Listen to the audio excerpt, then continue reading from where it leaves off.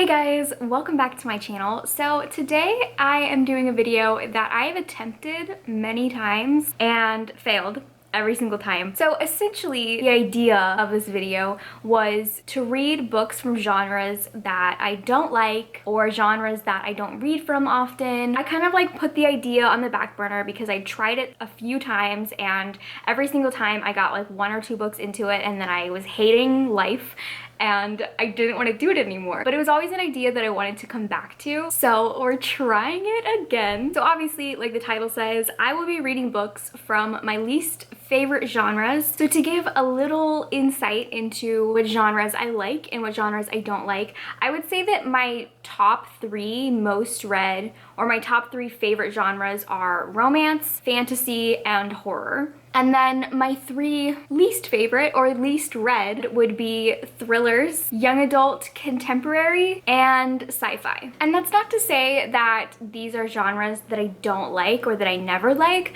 They're just not ones that I reach for often. So I have chosen one book from each of these genres and I like to be very well read. I think that I am. I feel like I read a very wide variety of genres, but there's definitely certain ones, these three in particular, that are ones that I would like to explore more. So hopefully over the course of this video and reading these three books, I can explore some genres that I really don't get to that often and hopefully find some new books that I love, and I can finally be able to recommend books to you guys when people ask me for thrillers or for sci-fi or for YA contemporary.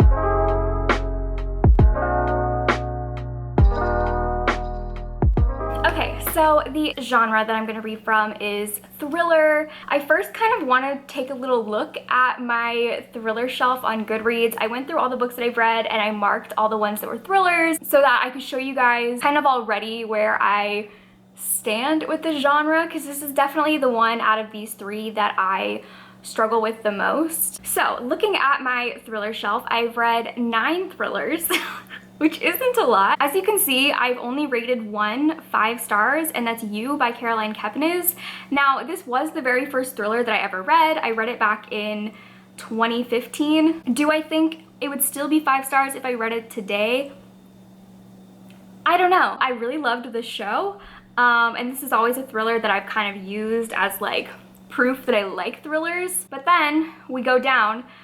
The next highest rated thriller I have is 3 stars. So pretty much, other than You, every single thriller that I've read, I gave 3 stars. And then I have down here the 2 1 stars, The Wives and The Woman in the Window, which are probably 2 of my least favorite books of all time. The Wives is definitely the worst book I've read this year.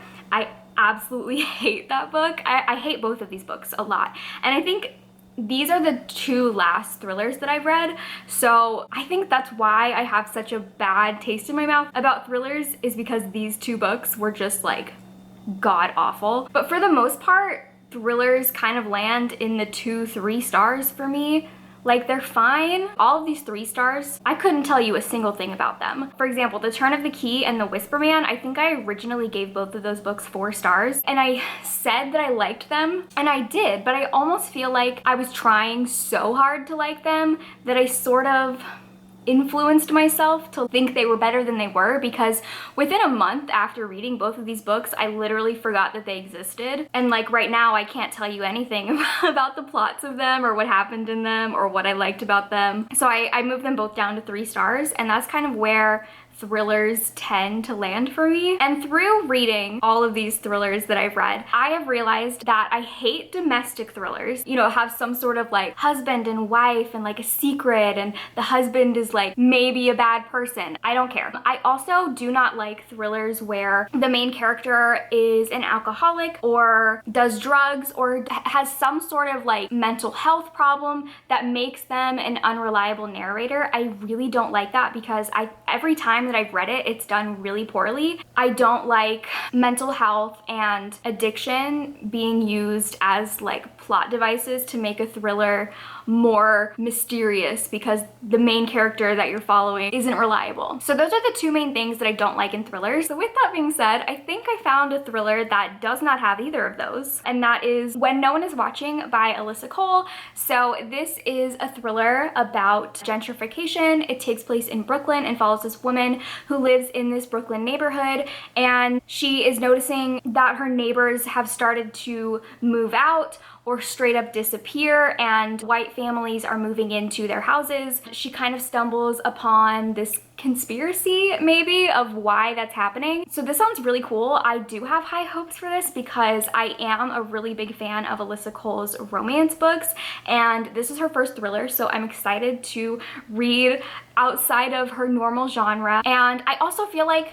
the concept of this is very unique. I don't know that I've ever heard of a thriller that is like a similar storyline. And the back says is Rear Window meets Get Out, in which the gentrification of a Brooklyn neighborhood takes on a sinister new meaning. I'm very excited for it. I have high hopes. I feel like of all the thrillers that I've seen come out recently, this is the one that is most likely to be one that I enjoy.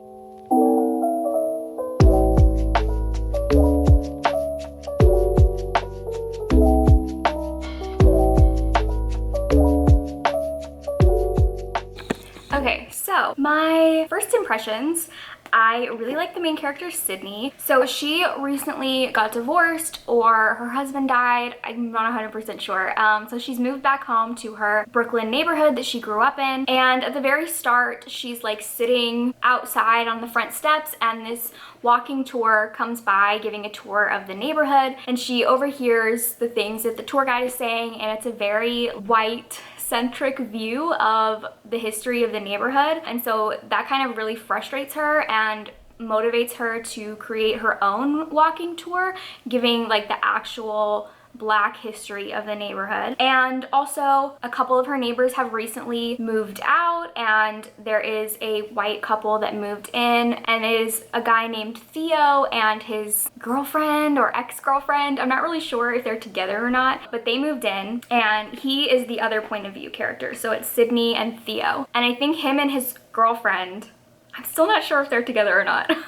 They bought the apartment and they're gonna like renovate it and flip it. So I really like Sydney. I don't have a strong opinion about him yet. He's kind of like a bland white guy. I don't know how else to describe him. He's just there. But his girlfriend, Kim, is the worst. She is literally like, if microaggressions was a person, it would be her. She sucks. I already know who I want to die. I feel like in every thriller I read, there's like one character who I'm just holding out hope that we get to see them die. And so far in this one, it's her. And I'm gonna be very excited when it happens. But yeah, I mean, so far I like it. I already knew going into this that I like Alyssa Cole's writing because I've read a ton of her romances and I enjoyed all of them. What's also really cool is that they have like a community app where they can like posts about different events or stuff going on in the neighborhood. And it's kind of like a little neighborhood community online. And so at the end of every chapter, you see a post from the community group. Like you see the comment section on the posts, and it's really cool. I like that aspect. I really like when books add some sort of like extra element, whether it's like emails or text messages or news articles. And since this is about a neighborhood, it's cool that it has that element to it. I know that there is an app like that. I don't know if my neighborhood or like my apartment complex has one, but I know that my parents' neighborhood does, and because they're always telling me about like things that people posted on the neighborhood group and it's always like really dumb stuff. But I like that aspect because it kind of makes it feel more real, if that makes sense. So I literally have not moved from the spot all day because I've just been reading this and I'm really enjoying it. I am just about over halfway. So for the most part, I am really enjoying it, but I will say I do not care about Theo at all. And I kind of don't understand why we're even following his point of view, because so far he hasn't really added anything that couldn't have been told from Sydney's point of view. And I just don't understand his value. After I read the first 20 pages, I was like, he's a boring white guy. Now, after having read 200 pages, he's still just a boring white guy. Like, I don't understand what he adds, because a lot of it so far has just been him like discovering racism. Like, I don't understand his whole, like, his purpose. I don't understand. Hopefully in the next 100 pages there becomes a use for him, because so far he's been useless. There's like a little romance forming between Sydney and Theo, and I just don't care, which is strange because Alyssa Cole's a romance writer, so I thought that the romance in this would be something that I enjoyed, but I don't at all. I don't care. Theo could literally leave the book and I would not care at all. And I also don't think it would change anything. I genuinely think if you erased his character, nothing would change. But yeah, I really like Sydney. She's a really cool main character. So I have like less than 100 pages left, or no. Yeah, I have 100 pages left. So I'm just gonna sit here and finish it, and then I'll give you my final thoughts. But honestly, right now, I have no idea where it's going. Like, I have no idea what's happening or what could happen. I guess I have a couple theories, but like, I'm not really confident about any of them.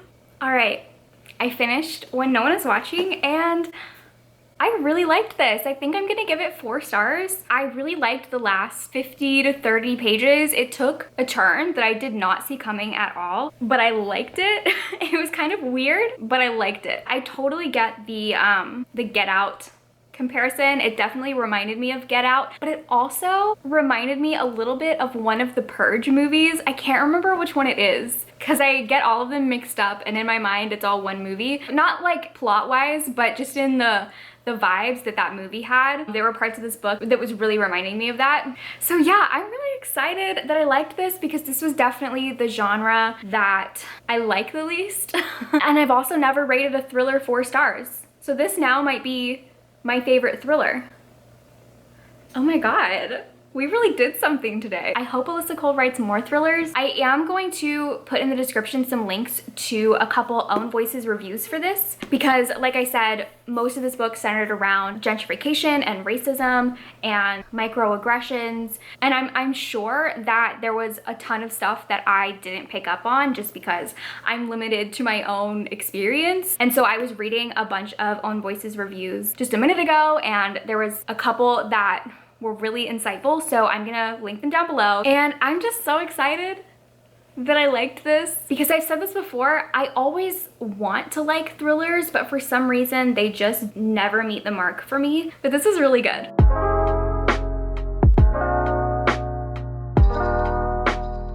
The genre that I will be reading is YA contemporary. So a little bit about my history with this genre. I used to read it a lot more when I was younger, when I was a teenager, and then I kind of started to move away from it more when I was reading adult romance. And I feel like the main reason why I don't read this genre often is because when I'm in the mood for a contemporary, I almost always reach for an adult contemporary. Those tend to give me more of what I'm looking for. So I don't pick up YA contemporary a lot. I honestly don't even really pick up YA a lot anymore. I'm definitely like kind of shifting away from it. And when I do pick up YA, it tends to be fantasy. So YA contemporary is just not something that I read often. There are a lot of books that I read in my past that were YA contemporary that I really loved. So it's not that I dislike the genre, it's just not something that I'm ever really in the mood for. So the book that I chose for this genre is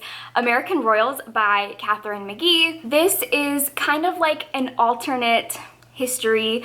So the reason why I chose this is because on the rare chance that I do pick up YA contemporary, it tends to be ones that have some sort of like little twist or little spice, whether it's like a magical realism element or a speculative element or alternate history. They're always ones that have like contemporary with something else. So this is an alternate history where George Washington, instead of becoming the first president of the United States, he became the first king, and it's now present day, and we're following the royal family, and it's supposed to be kind of like Gossip Girls and very dramatic, very messy, and I am excited. I actually have tried to read this before. I picked it up, I think like exactly a year ago, and I read about 30 pages and I was enjoying it, but I just wasn't really in the mood for it. I'm excited. I know a lot of people really like this and say that it is very entertaining.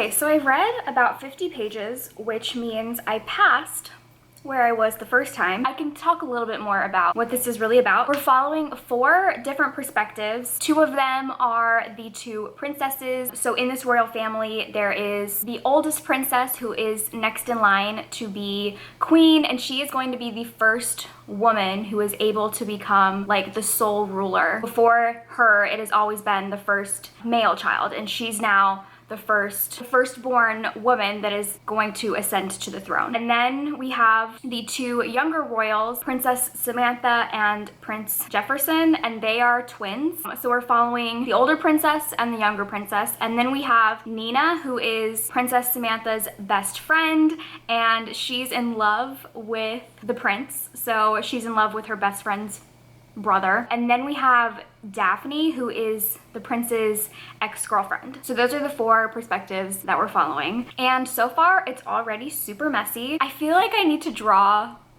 a character web of how everybody connects, because it's like kind of insane. Nina is Princess Samantha's best friend, and she is in love with Prince Jefferson. And then Daphne is Prince Jefferson's ex-girlfriend who's trying to win him back. And then Princess Beatrice, who's next in line for the throne, about to become queen, she is in love with her bodyguard, but that's forbidden because since she is going to become queen, she needs to marry someone of noble birth. And so she becomes engaged to this noble guy who, it turns out, her younger sister is in love with him, and they hooked up. So there's a lot going on, a lot of messiness, a lot of drama. So far, I think I don't know which perspective I'm liking the most. I think I kind of like Princess Samantha because she is like the rebellious princess. She's kind of overlooked because she's like the spare, because her sister is the one that's ascending to the throne. And then her brother is the only prince. So she's kind of like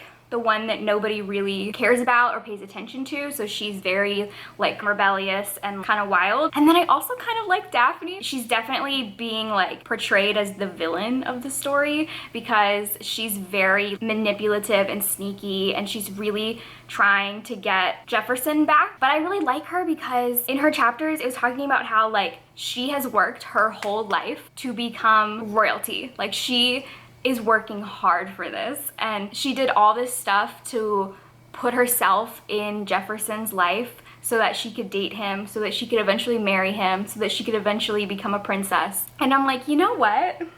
She might be devious and a really terrible person, but like, good on her, you know? Work the system, have goals, get what you want. Don't know if things will work out for her. But yeah, I mean, so far, I'm enjoying it, I'm entertained. It's not like my favorite thing in the world, but I'm enjoying it. One of the reasons why I was really interested in this book was because it really reminded me of a show that I like called The Royals, which is like a fictionalized version of the British royal family, and it's literally like a Gossip Girl version of royal family, and it's super messy and super dramatic, and I really like it. So I've always been looking for books that were like that show, and this was always the one that seemed like the most similar, but it's almost too similar. Every single storyline in this book is taken directly from that show, to the point where I'm like, is this allowed?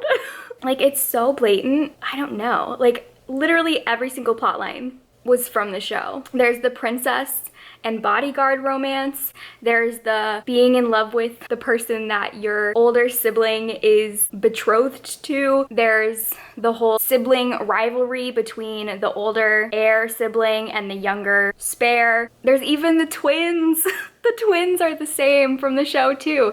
Like, to the point where I'm like actually picturing the show's actors as these characters. And so because of that, I'm kind of just like not super invested in the book because I'd rather watch the show. I really like that show. I've rewatched it several times, which, by the way, if you haven't seen it, you should definitely try it. It is super like ridiculous, but like really entertaining. I think it's on Amazon Prime. And the guy from Chronicles of Narnia, the actor who played Peter, he plays the prince in it, and he grew up very nicely, if I do say so myself. Honestly, all the actors in the show are really attractive, and I definitely recommend the show. But because I love that show so much, it's kind of making this book like not enjoyable because I'm like, everything is stolen from the show. So I'm just like feeling not motivated to keep picking it up. Another issue that I am kind of having is that not all of the romantic relationships make sense to me. So like the older princess and the bodyguard, that makes sense because her bodyguard is probably the person that she spends the most time with. And like he was her bodyguard when she was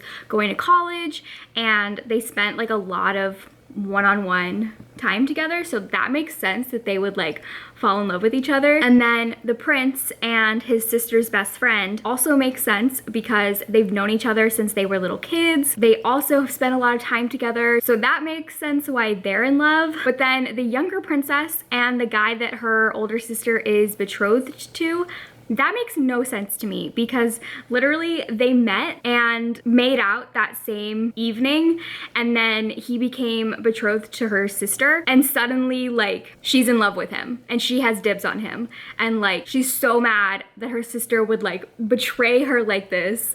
And I'm like, girl, you have spent no time with this man. You do not know him. You do not have a claim on him. And it's also really confusing because it doesn't seem to match up with her character, because she was supposedly like the wild sister who's like very unattached and doesn't really care. And like we're supposed to believe that she fell in love with this man after making out with him in a closet one time. That must have been a really great makeout session, like top tier makeout session, for her to now be totally heartbroken that her sister's marrying him. I just don't buy it, and it feels a little strange to me because the other two romances I feel like are very strong, and then this one is just like, I don't buy it. And it sucks because she was initially probably like the character that I was the most interested in, and I really like her, but she, like, all of her chapters are just focusing on this petty ass crush that she has, and I'm like, girl, it's not that serious, okay? You do not know this man. Last night I finished American Royals, and I think I'm gonna give it 3 stars. The things that I liked about this, I really liked the drama and the messiness. It definitely delivered with like dramatic Gossip Girl vibes, and I love pettiness and mess, but at times it was like almost too petty, even for me, specifically the younger princess romance. And so like all of her drama was just super annoying to me. I will say I really liked the bodyguard romance aspect of it because I love bodyguard romances. So that was kind of like an obvious thing that I would really like. I didn't really like the other romance with the prince and the sister's best friend because I thought the prince was garbage. He sucked. He sucked. I really did not like him. I wasn't rooting for them because I'm like, this girl deserves so much better. Honestly, both of them, both Nina and then Daphne, his ex-girlfriend who was trying to win him back, both of them deserved better. I'm like, you guys need to stop trying so hard to get this dumbass boy to love you just because he's a prince. I'm sorry, no, he was trash. I really was just reading for the bodyguard queen romance, and I really liked that aspect, but like the last 100 pages, I was really like flipping the pages quickly just to find out how all the storylines wrapped up. I did not know this was a series. I thought this was a standalone. So I got to the end and nothing's wrapped up, nothing is resolved. There's just cliffhangers. None of the romances had a conclusion. That kind of annoyed me. I mean, that's obviously my own fault for not like knowing that this was a series, but that's kind of disappointing because I'm never gonna read the sequel. I don't care enough, but I wanted to know how they all wrap up. I might try to see if I can find like a spoiler review of the sequel because I think it came out recently, because I don't care enough to read it, but I'm like, there's a little bit of interest piqued where I want to know. And I think that's my main problem with this book, is that it's entertaining. Like, the story is entertaining, but not really in book form. I would rather watch this as a movie or a TV show. This is 3 stars. Wasn't my favorite, wasn't bad. I can definitely see why a lot of people would like this. I think that it just didn't give me enough of what I wanted. And that is one of my main issues, I guess, with YA contemporary, is that it like just barely hits the surface of what I want without actually going deep into what I want. It was fine. Not my fave.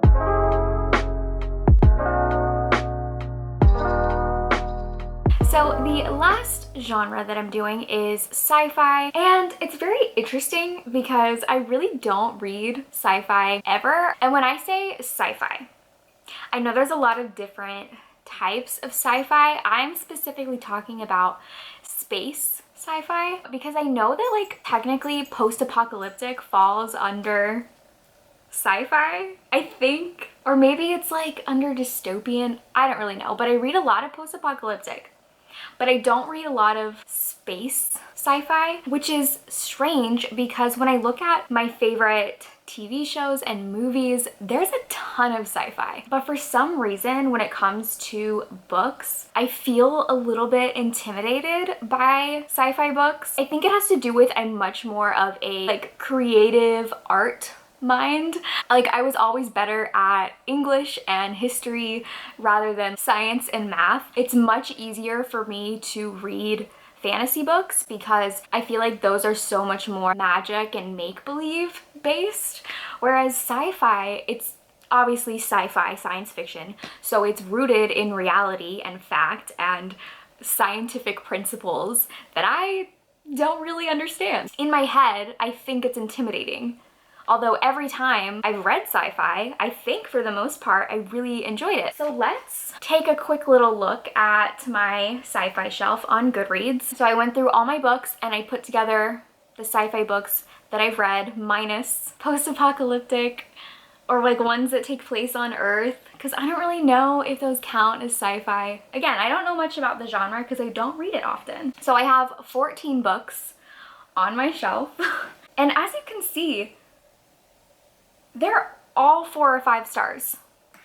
Every single one is 4 or 5 stars. In fact, my favorite book of last year, This Is How You Lose the Time War, is a very high concept sci-fi book. Like if there is a sci-fi book that I would say is intimidating and should be intimidating, it was this book. But I read it and I loved it and I understood it. So I feel like it's all just like in my head because clearly the facts show when I read sci-fi, I absolutely love it. So the book that I've chosen is The First Sister by Lyndon A. Lewis. And this was definitely a cover buy. I mean, this cover is beautiful. Didn't even really know that it was sci-fi when I bought it, but the back says it's a space opera. I don't know much about it, but what I do know is that it's kind of like The Handmaid's Tale, but in space. I think it's like a futuristic, obviously, society where humans have split off into 2 different societies. One of them are this like very religious society that controls Earth and Mars, and there's this thing called the sisterhood. One of the main characters is the first sister, and they're basically like comfort women, so I'm assuming that's kind of like Handmaid's Tale, where their role in society is to pleasure people. I hated saying that. What's another way I can say that? I guess comfort people. And then we're also following, it looks like, a soldier from the other society, which is more of like a technological society. We're following a soldier who has been given the assignment to assassinate his old partner who like defected and betrayed their people. So yeah, I'm very excited for this. I feel like out of the 3, this is gonna be the one that I like the most. Obviously, the facts back me up. I apparently love sci-fi and I always rate it 4 or 5 stars. So we'll see if this continues that trend. And wouldn't it just be amazing if I found a favorite book of the year from this video? So I have read the first chapter in each of the 3 perspectives and I'm already in love with this. Like I am so shocked at how much I'm already loving this. So the first perspective that we're following is the first sister, who has no other name because she was an orphan, and since she was really young, she's been trained in the sisterhood, which is a devout religious following of women whose sole purpose is to service the soldiers of their society when they become of age. I don't know if their tongues are cut out or if they're like cut in their throat or something. They do something to them to make it so they can't speak. Their 2 jobs are to have sex and to take confession. And so in order to like keep all the secrets that they get and the confessions that they get, they're not allowed to talk. And it's forbidden for them to write anything. This first sister, she is basically the highest ranking sister on her spaceship. She basically had the favor of the captain of this ship, which meant that she belonged to him, so no other soldiers could have sex with her, which was like something she really, really worked hard for. But at the start of the book, that captain retires and a new captain comes, so she loses her armband and she's like really afraid that she's not going to win the favor of this new captain. I really, really like her. And then another point of view is Leto, who is a soldier. He is basically one half of a fighting duo. He's from the technological side. Their soldiers all get neural implants that allow them to turn off certain emotions and turn off pain. Also, it allows them to like neurologically connect. All the soldiers basically are put into pairs, and it really reminded me of, what's that thing from the Mortal Instruments? I already know right now everyone that's watching this knows exactly what I'm talking about and is screaming it at me. What is it called? Parabatai. It reminded me of Parabatai. Is that even how you say it? I don't know. Because once they get a partner, their neurological implants are bonded, so they can sense each other and share thoughts, and it's just like a very deep and intimate connection. Previously to this book, there was like a really big battle they lost, and him and his partner were kind of blamed for that loss a little bit, so they've been punished and they've been split up. And so now he's getting a new assignment where he's been tasked to go find his old partner and assassinate them because they basically defected and betrayed everybody. So then we have the third perspective, which is Hiro, and they are Leto's old partner. Hiro's non-binary and uses they them pronouns, which is like totally normalized in this world. And it's really cool because Hiro's chapters are told through a voice recording that they sent to Leto to explain everything that happened and why they defected and seemingly betrayed their government. I am just like really enjoying this. I love the three main characters and the writing is really great. The world is really cool. Like these two warring societies, one being very religious based and the other being very technologically advanced, is very fascinating to me. I kind of want to stay up all night reading this. Okay, update. Oh my god. Y'all, I love this so much. Okay, so more about the First Sisters storyline. The new captain that came in is a woman named Saito Ren. And basically there's these women called aunties, and they're kind of like the madams, and they basically like control all of the sisters. So the First Sisters auntie gives her an assignment to spy on the new captain and report back to her because they think that the new captain is a traitor to their religion. And so she has to spy on this captain, and I think they're gonna have a romance. Like, I'm totally getting sapphic romance vibes. I'm very excited.